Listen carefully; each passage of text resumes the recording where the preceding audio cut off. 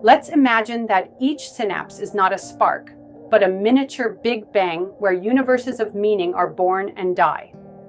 The brain doesn't process information. It engenders it in chaotic superposition, like electrons writing Greek tragedies with their probabilistic dance. Is gray matter merely the disguise of a quantum void yearning to be observed? Neuroquantum Paradox.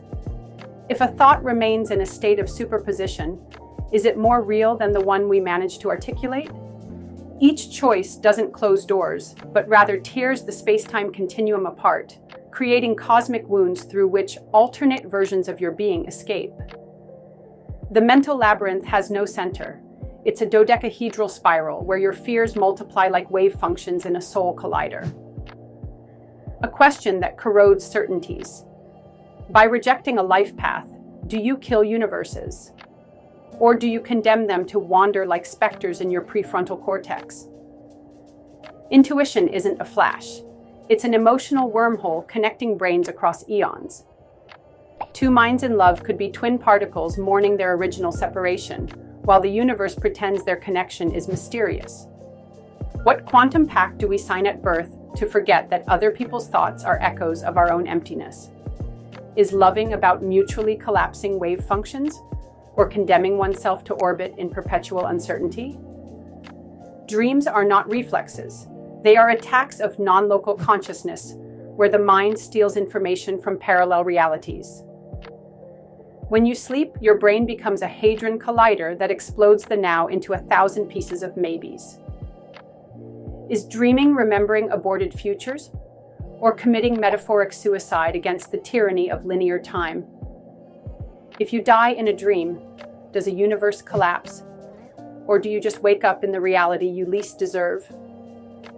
That eureka isn't inspiration.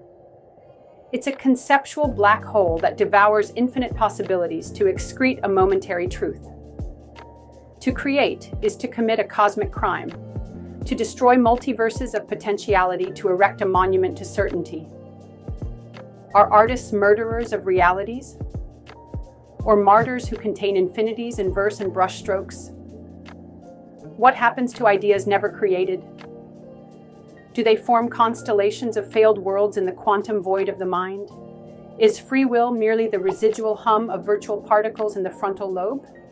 When you remember, do you resurrect the past? Or create a new future that rewrites your timeline? Are déjà vu errors in the brain's buffer? Or evidence that your mind navigates between overlapping realities? If consciousness is quantum, would dying be a process of infinite decoherence, or the only moment where all superpositions truly collapse? The mind is not a labyrinth. It is a black hole giving birth to universes that devour each other.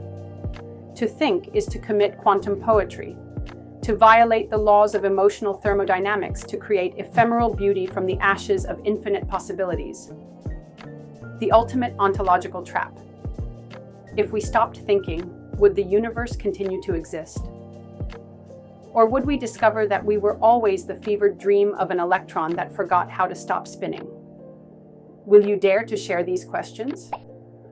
Or would you prefer to remain a spectator in the holographic theater of your own brain?